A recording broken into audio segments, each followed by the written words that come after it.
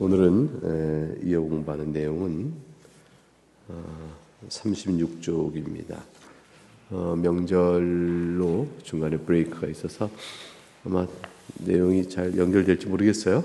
저도 오늘 지난번에 어디까지 했나 살펴봤었는데, 예수 그리스도께서는 이제 하나님이시다라는 사실과 관해서 지난번에 공부했습니다. 오늘은 그분께서 이제 사람으로 오셔서 행하신 일들에 대한 중요 내용들을 공부하게 됩니다. 37쪽부터 오늘의 목표는 43쪽 위에 그의 부활에 관한 내용까지 살펴보는 것이 학습의 진도 목표입니다.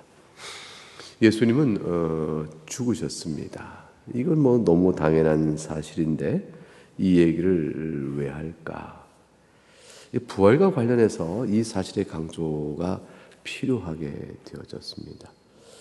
부활했다는 사실을 부인하고자 할 때 한 가지 가능성이 뭐냐면 그걸 부인하고자 할 때 논리적 가능성이 여러 갈 때 그거 안 죽으셨으니까 부활했다는 오해를 받는 거지. 사실은 죽었어요. 부활인데 안 죽으셨어. 그러니까 제자들이 죽지도 않은 그리스도를 이끌어내서 부활했다고 말하는 거야. 이런 식의 이제 반박이 있잖아요.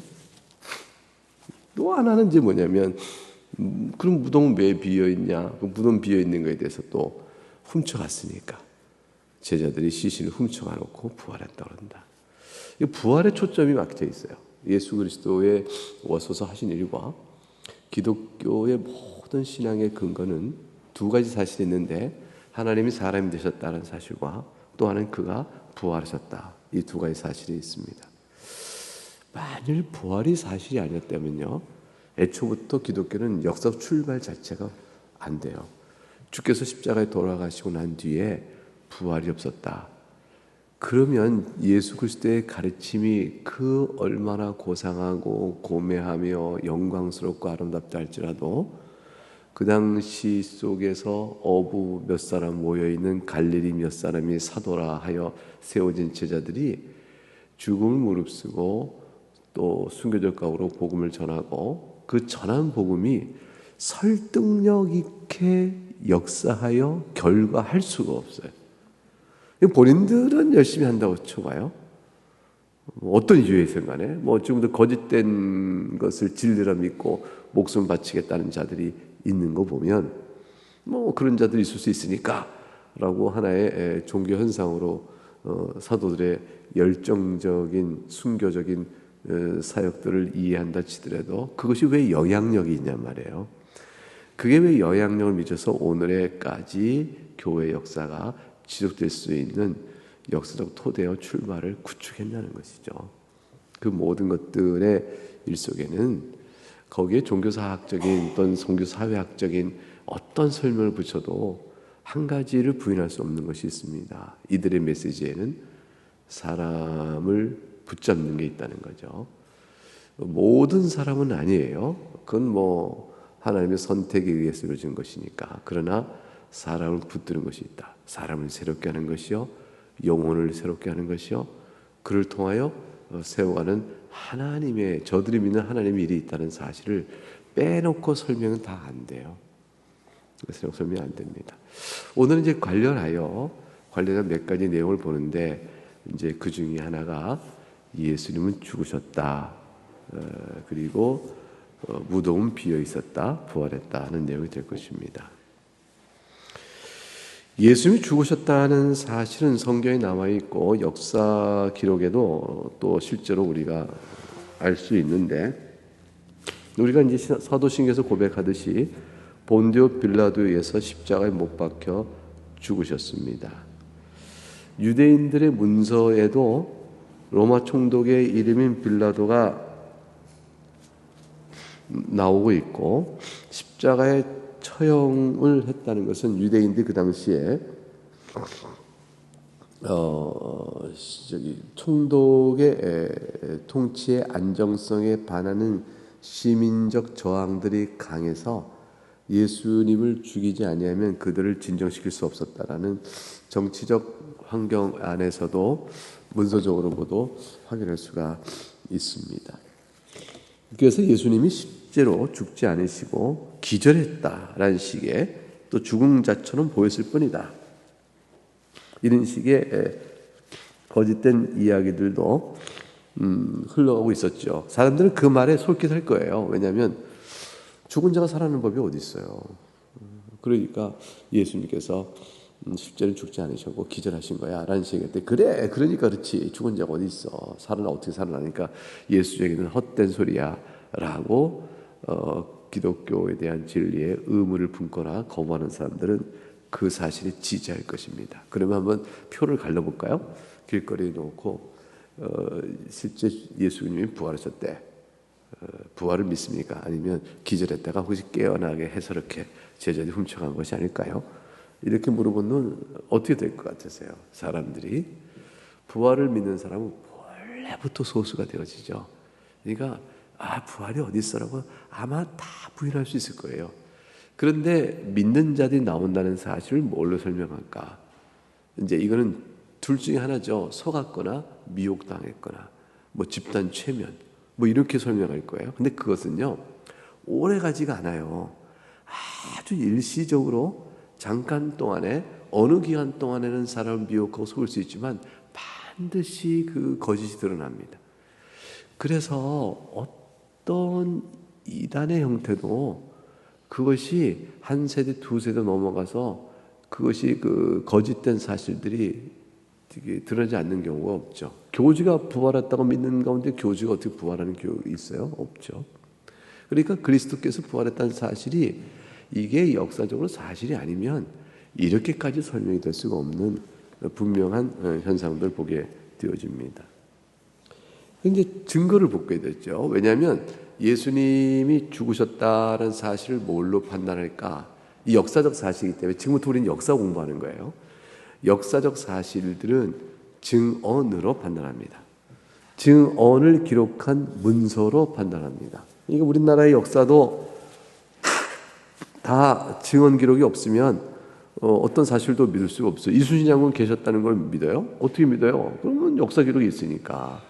이 다 그 기록 보고 연구해서 문헌의 역사적 고증을 받아 이것을 말하는 겁니다. 그게 다 뭐냐면 역사 기록의 또 역사학적 특성이잖아요. 그 예수님이 죽으셨다. 예수님이 무덤이 비었다. 부활하셨다. 이거 다 역사학적 접근이기 때문에 여기에 대해서는 문헌적 증언이 있으면 그거를 받아들일 수밖에 없는 거예요. 근데 여기에 있어서 개연성 문제가 있죠. 또는 가능성, 어떻게 말하든 마찬가지인데 그게 뭐냐면 사람이 죽었다가 어떻게 사람이 부활하느냐 라는 것과 관련된 의문들이죠. 그렇기 때문에 그런 일은 없다. 그런 일은 없다라고 얘기할 수 있는 거죠. 그러면 문헌은 있다고 그러는데 근데 그런 일은 있을 수 없으니까 없는 거야. 이렇게 얘기할 수 있겠죠. 그럼 이 충돌된 이 두 사실 가운데 어떤 선택을 하시겠어요? 자, 나사로가 성경의 복음서에 보니까 예수님이 나사로를 살리셨어요. 이거 있었던 일일까요? 아니면 그냥 성경을 쓴 사람들이 신화적으로 기록한 것일까요? 예수님을 신성화시키기 위해서. 자, 중요한 초점 여기 있죠. 예수님을 신성화시키기 위해서 나사로를 살리셨다고 말하고 귀신을 내쫓고 또 이적을 행하셨다고 기록하고 있어. 이거 왜 기록해? 이게 사실이 아니야. 그거 사실이 아닌데 왜 기록했어? 이거 말이야. 예수님을 신격화시키려고 그러는 거예요. 초점이 바로 거기에 있어요. 예수님이 하나님이시면요, 그건 다 사실이에요. 예수님이 하나님이 아니시면요, 그 전부 신격화하려고 기록한 것이라고 보는 것도 맞는 관점인 거예요. 그래서 초점이 어디로 가게 되냐면, 야, 이게 과학적으로 없는 일인데 왜 이런 일이 있어? 라는 것으로 반론 폈지만, 그런데 왜 기록돼 있어? 역사적 증언은 이게 분명한데, 그러면 그거는 신격화하려고 꾸민 것이라는 식으로 넘어가요. 그럼 뭐냐면, 과학적으로는 불가능한 일이 할지라도요, 개연적으로 그 사실이 있을 수 있다. 딱 한 가지 가능성을 열어놓는 거죠. 그게 뭐냐면 하나님이 계시다면 하실 수 있겠지. 그거는 불신자 논리에도 들어가는 부분이에요. 그러니까 반론을 필 때 그 부정하고 성경의 모든 기적 증언들, 예수님 자신의 부활들, 또는 출애굽 사건에서 홍해 가름, 또는 선지자들이 죽은 자를 살리는 일, 모든 오병의 기적이든 등등 모든 성경에 있는 그 기적들은 심심하면 기록된 게 아니고 구속사적인 맥락 속에서 어떤 필요적 메시지가 있을 때마다 하나님께서는 집중적으로 그 하시는 일에 대한 뜻을 증거 보강하시려고 기적을 행하도록 섭리하셨어요. 자, 그런 일들 자체가 굉장히 중요해요. 성경 신학적인 이해를 쭉 해석해 나감에 있어서는. 자, 그런데 그 일이 만약 없었다면 그러면 누군가는 전체적인 소설적 플롯을 딱 가지고 성경 전체 속에서 매듭마다 그런 거짓된 신화적인 사실을 넣어서 이적이 있었던 것처럼 해서 자기 주장의 논리 전개의 스토리텔링의 구조를 이제 뒷받침해 간다라고 보는 거죠. 자, 근데 그럼 이제 둘 중에 하나가 남는 거예요. 그것이 진짜냐 아니냐 이것만 남는 거죠. 그 진짜는 아니다. 왜냐하면 자연에는 그런 일이 있을 수 없으니까. 자연주의죠. 뭐냐면 하나님을 안 믿는 사람에게는 이 세상에 지금 일어나지 않는다고 우리가 보편적으로 일반적으로 인식하는 일은 그때도 없었다. 이 원칙에 따라서 성경에 기록된 모든 걸 부정해 나가는 일을 하겠죠. 그런데 또 하나의 가능성이 있죠. 뭐냐면 하나님께서 천지를 지으셨고 역사를 다스려가며 개입하신다. 필요에 따라. 이 하나님의 통치를 믿으면 갑자기 열리는 거죠. 역사 속에 그런 일이 있을 수 있어. 지금도 우리 인생 속에 하나님이 기도에 응답하시는 일, 주님께 재림하시는 일이 되면 이제 정말로 약속된 일을 성취하시는 거니까 과거 일도 보면 있을 수 있어. 예언과 성취 구조가 있네. 하나님께서 계시다면 돼 라는 것만 딱 받아들이면 끝나요. 그 둘 중에 하나예요. 결국 주 하나님을 믿는 자에게는 성경은 전부 사실로 받아들일, 또 역사 속에 그런 일이 있었다는 사실을 인정할 충분한 개연성이 확실성으로 열어져 가는 것이고요. 하나님을 믿지 않는 사람에게는 전부 다 이렇게 되는 거예요. 그러면 교인들 가운데서 하나님을 믿는데 이 성경은 못 믿는다 이렇게 된다는 것은 논리적으로 맞지 않는 거예요. 서로 신앙 인식에 있어서 모순성에 있는 것이죠. 그러니 여러분 하나님을 믿으면요, 성경을 그대로 믿으셔야 돼요. 성경을 그대로 믿는 것이 하나님을 믿는 신앙이에요. 그러니까 성경은 자기 나름대로 재단하고 찍고 또 바르고 해서 내 나름대로 취사 선택하면서 하나님을 믿는다는 건요, 하나님을 자기가 만들어가는 거예요. 내가 하나님을 만들어가는 것과 똑같다. 예수님은 죽으셨어요. 역사적 기록이에요. 그리고 이 일은 실제로 사람으로 오셨기 때문에 죽으셔요. 예수님은 사람으로 오셨기 때문에 죽으시는 거예요. 하나님으로 죽으시는 것이 아니고 사람으로 죽으시는 거예요. 예수님은 아주 독특하시죠. 성자 하나님께서 완전한 영원한 하나님이신데 사람의 인성을 취하여 우리 가운데 성자 하나님의 인격이 인성과 맞물려 인성을 취하여 예수, 나사렛 예수라는 하나의 인간으로 우리와 똑같이 세상에 계셨어요. 근데 그분이 인성이 아니고 신성을 따라서는 영원한 하나님이시며 인성 가운데 오실 때도 신성에 따라서는 하나님이셨어요. 그런데 인성 중에 계실 때는 인성의 모든 제한을 다 받으셔요. 굶주리시고 아프시고 피곤하시고 또 걸어 다니셔야 되고 이러한 삶의 모든 환경적 제한을 다 받으셔요. 우리와 똑같이. 그래서 굶으시면 너무 배고프셔요. 채찍에 맞으면 너무 아파요. 잠을 못 이루시면 피곤하셔요. 그래서 예수님은 마리아 몸에서 나셔서 잉태되어 그 마리아의 자궁 내에서 자라나는 9개월간에 걸친 시간을 다 거쳐하셨고요. 실제 출산의 과정을 거치셔야 했고 젖 먹으며 자라나셔야 했어요. 그 모든 과정을 다 겪고 있어요. 인간에 따른 완전한 제한을 그대로 받고 인성했다는 사실. 그리고 우리가 똑같은 완전한 사람이에요. 인성에 따라서. 그러니 그분이 죽으시죠. 안 죽으실 수 있나요? 사람이신데. 그렇게 채찍에 맞고 십자가에 처형을 당하는데 어떻게 안 죽어요? 그러니까 예수님이 하나님이 아니야 라고 믿는다면 예수님은 죽었어 라는 데 동의해야 돼요. 예수님은 하나님이야. 그리고 그런 사람은 예수님이 왜 죽어 하나님이신데 이렇게 말할 수 있어요. 근데 그래서 그런 사람 불러다가 이거 봐 하나님이신데 인성에 따라서 완전한 사람이니까 죽으시는 거야. 아 인성에 따라 어떻게 하나님이 사람이 되시나. 그게 신성이 인성으로 바뀐다는 뜻이 아니야. 신성은 신성, 인성은 인성. 하나님은 하나님, 사람은 사람이야. 하나님이 사람으로 바뀐다는 게 아니라 하나님이시면서 인성을 취하여 또한 사람이시라는 것이야. 오, 그게 둘 다 동시에 가능해요? 신비롭지. 야, 그게 하나님이 하신 일이야. 그 하나님의 제위 인격이, 제 성자 인격이 인성을 취하시니 꼭 우리처럼 사람이 될 수 있는 거지. 그래서 죽으셨어. 성경에 보니까 예수님이 죽으셨네. 장사 지내다는 얘기가 나오잖아. 37절 중간에 아리마대 요셉의 무덤에 장사되었다. 그리고 이 사실을 분명했을 때 제자들은 예수님 죽음의 사실을 확인해야 되니까 이것이 자기들 입장에서는 당혹스러운 일이죠. 왜냐하면 다 도망치고 숨으려고 했고, 그러니까 예수님의 시신을 아무에나 넘겨주겠어요. 근데 아리마대 요셉이 그거를 받습니다. 빌라도가 시신을 넘겨주겠습니까? 시신을 달라고 했을 때 아리마대 요셉쯤 되니까 빌라도가 넘겨주는 거예요. 그러니까 아리마대 요셉은 그 당시 유대인의 공의회 회원으로서 명망이 있었던 사람이죠. 달라고 하니까 빌라도가 죽은 걸 확인하고 주죠. 죽었나 확인해라.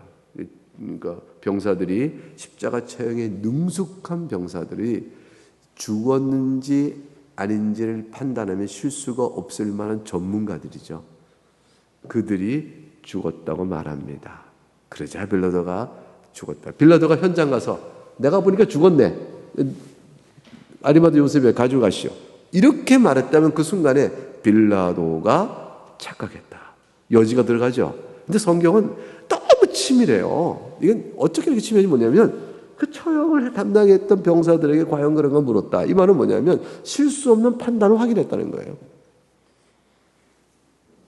그래서 이제 확인하고 넘겨줬죠. 죽은 시신을 봤습니다. 요셉이 장사 지냈다. 자기 무덤에 시신 있는 동굴에 시신을 안치시키고 더 염하고 말하자면 우리식으로 말하면 그리고 다 돌을 닦는데 혹시 엉뚱한 소리 할까봐 수비대를 두고 돌 큰 문을 다 봉인을 해버립니다. 그러니까 거반 죽었는데 숨은 깔딱깔딱 남아있는데 기력을 차려서 그것도 이틀 지나니까 기력 차려서 3일 만에 탁 나왔다. 말 자체가 성립이 안 되는 일이에요. 그게 전체 흐름상 너무 안 맞는 얘기죠. 그러니까 그거야말로 기적이에요. 그거야말로 기적이에요. 그러니까 누구라도 죽을 수밖에 없는 상황인데 안 죽게끔 하셨다. 그 기적이죠. 그리고 기절했다가 나왔다. 그 기적이죠. 그러니까 그 기적을 믿을 거예요. 죽었다가 살아난 걸 기적을 믿을 거예요. 그 기적은 똑같이 기적이에요. 그런데 어느 게 더 불합리하냐? 완전히 죽었다가 합리적이고요. 안 죽었다가 불합리해요. 그러니까 논리적 역사적 증거에 대한 학문적 판단도 죽었다가 확실한 거예요. 그러니까 죽으신 겁니다. 이거 깨려고 이거 어떻게 좀 깨보려고 왜냐하면 죽으셨던 부활이라는 사건하고 맞물리니까 부활은 거짓이야라는 걸 말하려고 죽지 않으셨다는 사실로 어떻게 가능성이 없을까 이게 찾아보고 연구한 모든 사람 다 실패했어요.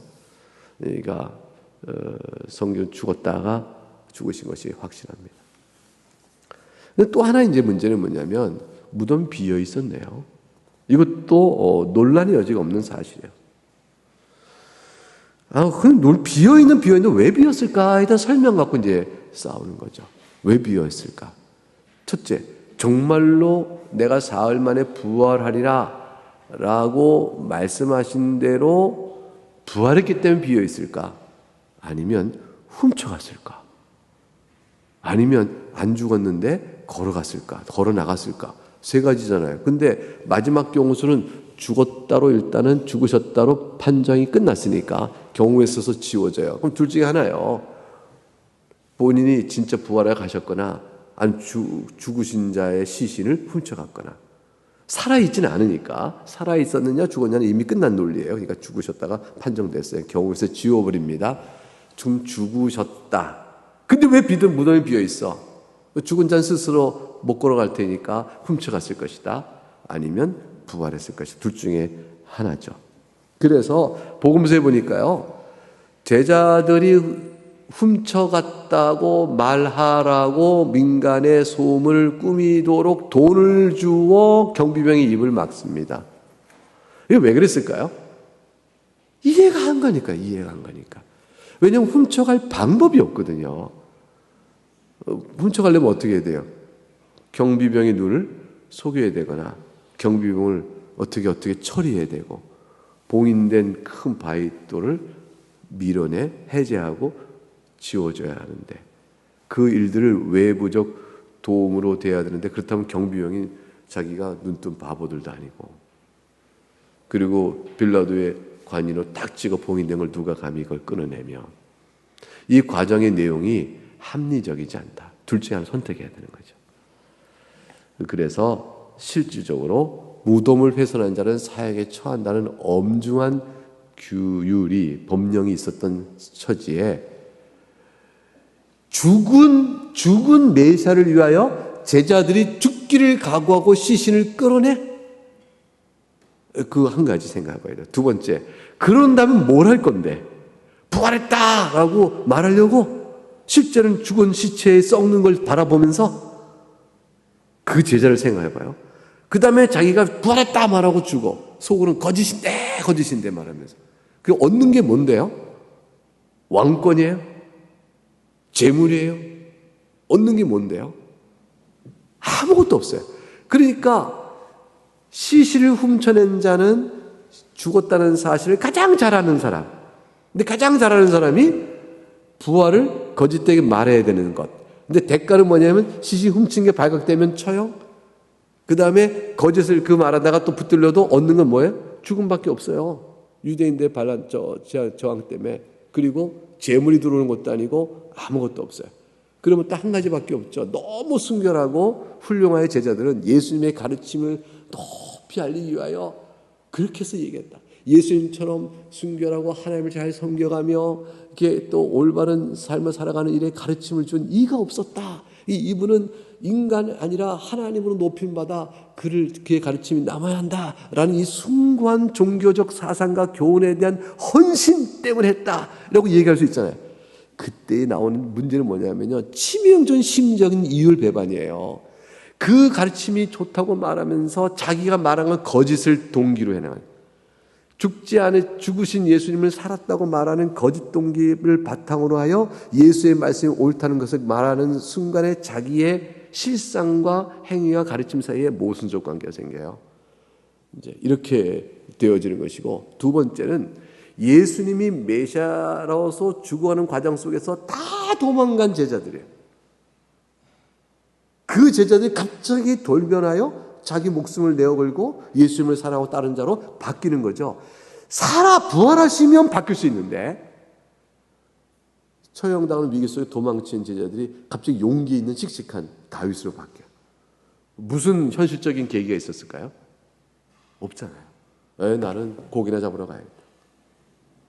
흩어진 제자들이. 그래서 그러한 동기들이 발생하지 않아요.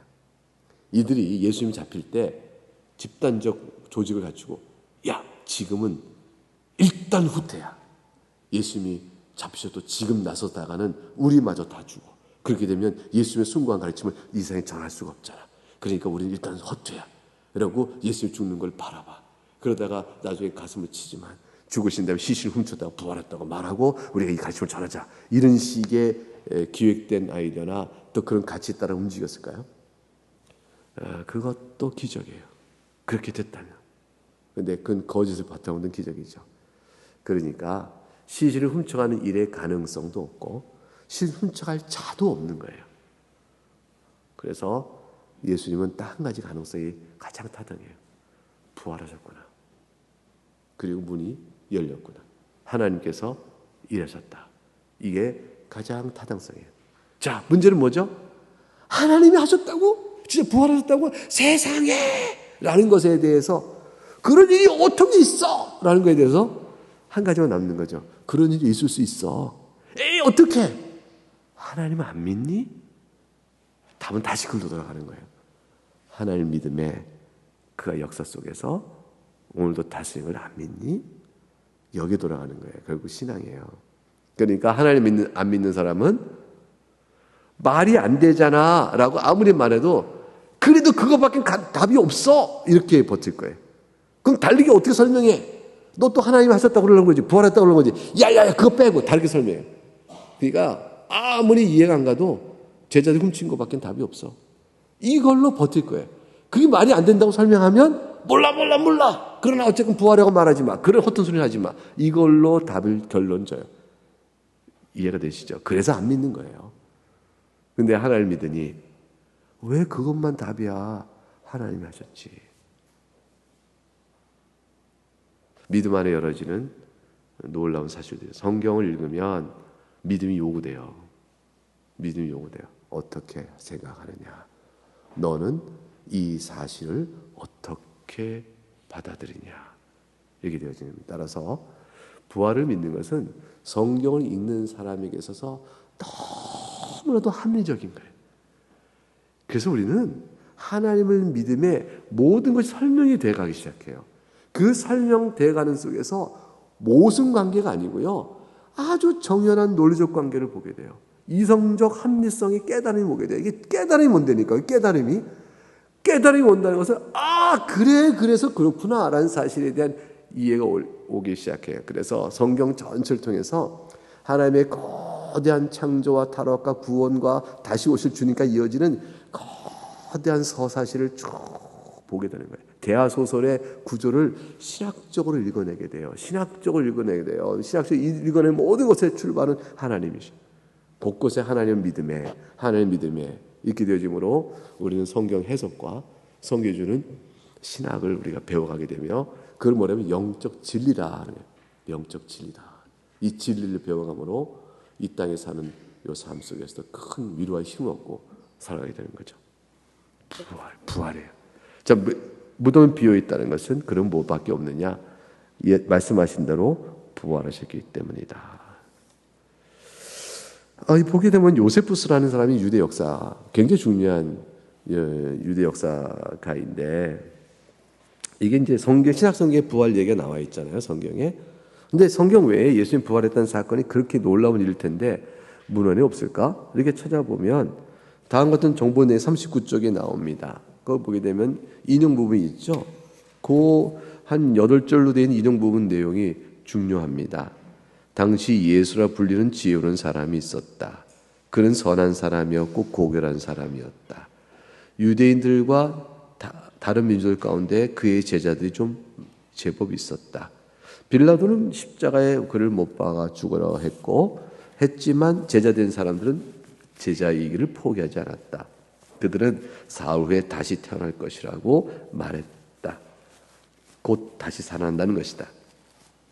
그렇다면 그는 선지자들이 바로 알고 싶어 했던 바로 메시아, 구약부터 쭉 이어온 선지자들이 오실 메시아에 대한 예언한 분이 바로 그분이었을지도 모른다. 사람들은 과연 부활했다 믿었고 그런 자들 그리스도이나 이름 불어줬고 지금까지도 여전히 있다. 요세푸스의 이런 기록들은 중요한 사실 한 가지 얘기해요. 예수님이 부활했다는 걸 말하고 있지는 않죠. 요세푸스의 기록이. 그런데 중요한 건 뭐냐면 당대에 예수님의 부활을 믿었던 사람들이 있었다는 걸 말하고 있어요. 자, 그렇다면 질문은 뭐냐면 왜 그 당시의 사람들 가운데 예수님이 부활했다는 걸 믿었을까예요. 이 말은 적어도 이건 아니구나를 또 말해주죠. 후대에 와서 4세기 때 와서 로마 제국이 기독교를 자기네 하나의 공용된 종교로 인정하고 급기야는 뭐예요? 국교로 인정하는 데까지 와서 그렇게 되니까 로마가 통치 이데올로 이 기독교를 사용하기로 결정한 황제의 뜻에 따라 그렇다면 기독교를 신격화시켜라. 로마에는 잡신들이 얼마나 많아요. 얼마나 많은 잡신들처럼 예수를 그렇게 신격화시켜라. 이렇게 하는 명령에 의해서 통치 이데올로의 권력에서 만드는 신관이 아니라는 거예요. 부활이 아니라는 거죠. 이게 굉장히 중요한 얘기죠. 이로 어찌든지 역사 속에서 이렇게 생각하자 말이에요. 어찌 되었는지 모르지만 어찌됐건 어떻게 기독교가 로마의 국교까지 다 되네. 참, 국교까지 됐으면 황제가 그러면 기독교를 공고하려고 기독교의 많은 성경의 내용들을 없는 것도 집어넣고 꾸미고 해서 예수를 신격화하지 않겠어? 얼마나 많은 신들이 로마에 많았는데 신 만드는 건 어려운 일도 아니지. 그래서 성경을 막 집어넣은 거야. 꾸민 거야. 이런 식으로 얘기를 할 수 있겠죠. 그렇게 보고자 하는 사람들이 있다니까요. 왜냐하면 안 믿으려니까. 그러니까 그런 별소리를 다 할 거예요. 그럼 가만히 듣다 보면 성경의 얘기가 또 4세기 때 신약성에 쓰였다고? 그거 틀려요. 왜냐하면 성경을 4세기 때 가서 또는 5세기 때 가서 그때 기록된 성경이 아니에요. 성경의 마태, 마가, 누가, 요한복음 다 예수님 돌아가시고 얼마 안 있다가 이렇게 가장 오래된 게 AD 80년이에요. 예수님 돌아가시고 나서 제일 늦게 쓴 게 예수님 돌아가시고 80년 뒤에 써진 거예요. 그러니까 굉장히 근대적 문헌들이죠. 그러니까 전체 문헌들이 그 당시 이미 살아있던 사람들에게 증언을 받고 쓰면서 사도 바울도 그랬잖아요. 이미 예수의 부활을 본 사람이 허태 많이 살아있다. 목격자들 가운데. 그들에게 물어라. 이렇게 얘기하니까 당대의 사실을 기초로 쓰여진 문헌이기 때문에 후대에 그거를 바꿨다는 말은 깨져요. 이거 로마 시대 때 황제가 만든 게 아니에요. 이미 문헌적으로 앞서요. 자, 그렇다면 그건 깨져요, 논리가. 두 번째 뭐냐면 그러면 이 성경에 써 있는데 그 성경의 사람은 제자들이 썼으니까 부활했다고 막 꾸민 거지. 성경 말고 그런 문헌이 있어? 라고 물을 때 성경 외의 문헌 중에 예수님이 부활했다고 쓴 문헌은 없어요. 근데 요세포스는 그걸 그렇게 믿었다는 사람들이 있다는 문헌이 있는 거죠. 그럼 결론이 나오는 거죠. 분명히 예수님 때 사도들의 증언에 사도들도 믿었고 제자들도 믿었고 그걸 전하여 믿었고 믿는 사람들이 그 당시에 있었다. 답은 뭐냐면 질문 뭐냐면 그러면 그 사람들은 왜 믿었을까라는 거죠. 왜 믿었을까? 왜 믿었을까? 1. 부활이 거짓인데도 거짓을 전하는 자들이 거짓인데도 믿었다. 그러면 거짓을 전하는 자도 있었고요. 거짓을 믿은 자도 있었고요. 그래서 그들은 쫓겨났고요. 그리고 많은 손해와 핍박과 박해를 받아야 했어요. 어떻게 이해를 해요? 아까 말한 대로 논리적 순서를 하나씩 축적해 보게 되면 결론은 뭐냐면 그런 일은 없지. 그리고 목격자의 증언을 꾸몄다고?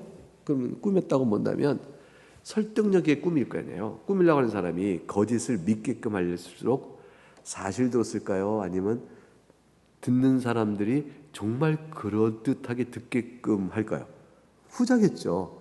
그럼 믿는 자들이 부활했다는 소식을 가장 그럴듯하게 믿게끔 하려면 죄송한 얘기지만 그 당시에 여자들의 증언을 빌리는 것보다 남자들의 증언이 훨씬 효과가 있어요.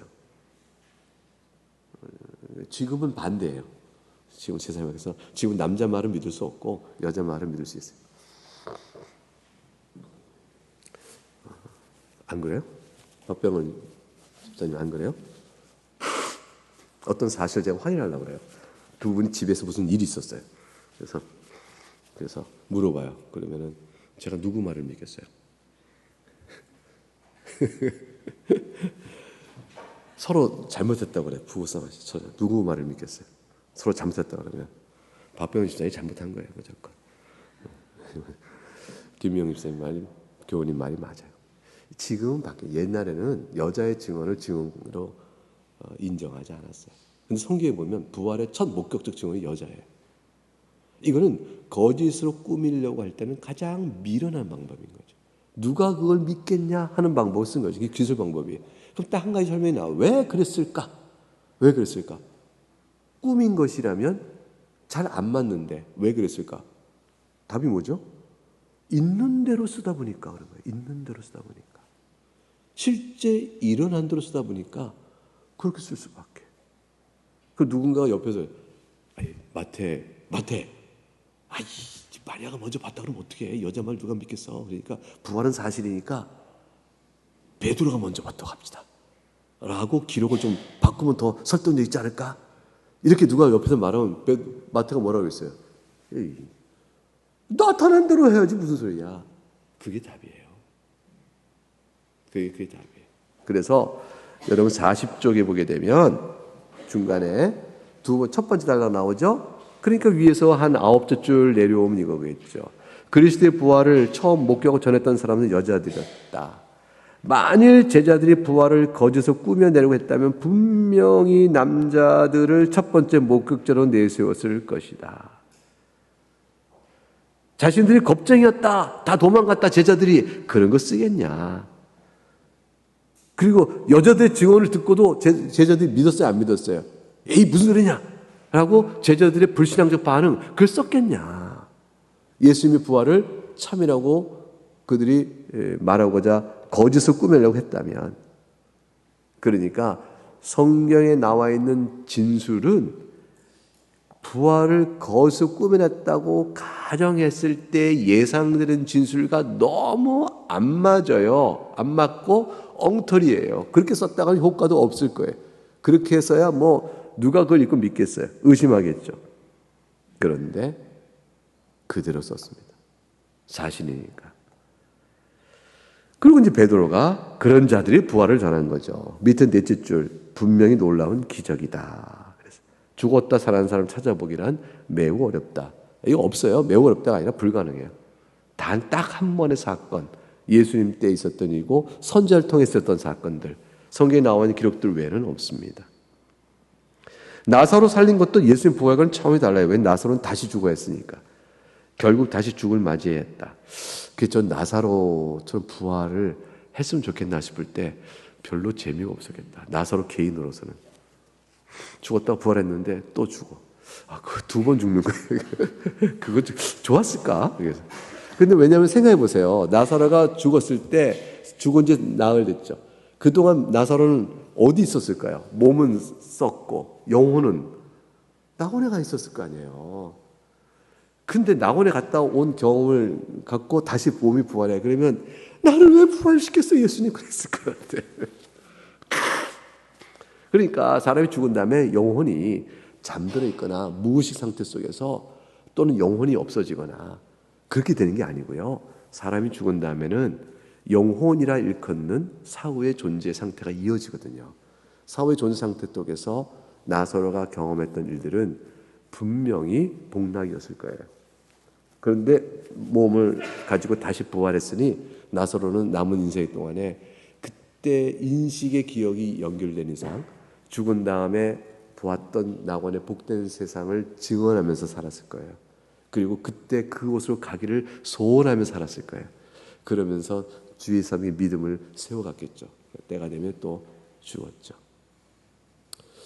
그런 거죠. 바울은 생전에 죽지 않고 몸 바깥에 있는지 몸 안에 있었든지 낙원을 삼층천을 다녀온 경험이 있죠. 그러니까 바울은 그 이후의 삶 속에서 사는 것은 딱 한 가지예요. 내가 보고 온 그것, 내가 아는 그것, 여러분은 믿음으로 알고 나는 눈으로 본 것, 이렇게 되는 거죠. 그걸 전하는 것이죠. 지금은 믿음으로 보기 때문에 거울처럼 희미하지만 그때는 눈으로 보기 때문에 확실해요. 그때 아는 그 천국의 낙원의 기쁨을 아는 거죠. 나사로도 아마 그렇게 남은 삶을 좀 더 살았을 것이에요. 근데 예수님의 부활은 다시 죽는 부활이 아니고 다시 몸을 살았다 보는 부활이 아니고 영원토록 사는 부활로 되어 있었습니다. 그래서 41쪽 중간 단락 보세요. 요거 줄 치셔야 돼요. 목격자들의 증언만으로 충분할까? 믿기에? 답은 뭐죠? 충분하다는 것이죠. 왜냐면 본래 역사적 사실은 증언의 신실함으로 판단하는 거예요. 여러분 이거 역사학자들이 하는 게 아니라 재판이 그런 거잖아요. 재판은 전부 과거 사실 갖고 가잖아요. 그러니까 우겨댈 수 있는 사람이 생기는 거죠. 안 그랬다니까 뭐 아니라니까 반박. 그래서 재판은 전부 과거 구성이에요. 과거를 구성해 보면서 증언들 갖고 과거 구성하잖아요. 재판장에서 가장 중요한 증거가 뭔지 알았어요? 재판사가 할 때 증언이 판사가 재판할 때 가장 중요한 증거 자료 물증 이거 같죠? 물증보다 목격자 증언이에요. 물증이라는 것이 참 애매하게 놓일 때가 많아요. 그러니까 어떤 거는 결정적 물증체가 나오죠. 칼이 있었다 너희 집에. 이 칼을 네가 샀다.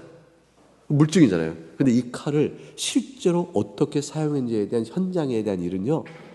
현장은 목격자 증언이 그게 가장 중요해요. 그 목격자가 그 사람이 칼을 썼습니다. 그 칼은 어떤 모양이었던 걸로 기억납니다. 그 사람은 옷을 뭐 입었습니다. 그 목격자 증언이 있으면 그것에 기초하여 합당한 물증들이 나올 때 물증 힘을 갖는 거예요. 근데 그 사람이 그때 망치로 때렸습니다. 근데 망치가 안 나와. 근데 칼만 있어. 그럼 이 칼이 네가 이 칼로 죽였다 말해 소용이 없어요. 목격자 증언과 어긋나니까. 그러니까 증언이 사실은 확정돼 굉장히 중요한 일이죠. 그래서 이제 증언을 대신하는 게 CCTV겠죠.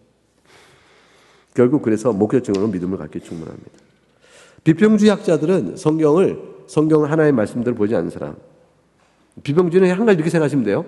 성경에 기록된 일 중에서 오늘날 우리가 모르는 일들은 없었다. 오늘날 우리가 경험할 수 없는 일들은 없었다고 생각하는 사람들. 이렇게 생각하시면 돼요. 이런 사람들은 풍문이라고 생각하겠죠. 내 눈으로 직접 본다면 믿지만 그렇지 않으면 어떻게 믿을 수 있느냐. 이렇게 얘기했죠. 이런 생각을 한다면 스스로 비평학자가 학문적인 토대를 거슬리는 거예요. 그게 뭐예요? 역사는 이런 생각들은 역사 연구에 대한 배반이죠. 역사 연구에 대한 거슬림이에요. 밑에 셋째 줄. 그리스도의 부활은 엄청난 의미를 갖는다. 왜냐하면 부활하셨던 그리스도는 영원한 하나님의 아들이시기 때문에 그런 것이죠. 그래서 그 달라 끝까지 가게 되면 예수님의 부활이 중요하다는 것은 우리의 믿음의 모든 것을 결정해 주기 때문에 그렇습니다. 네, 여기까지 하겠습니다.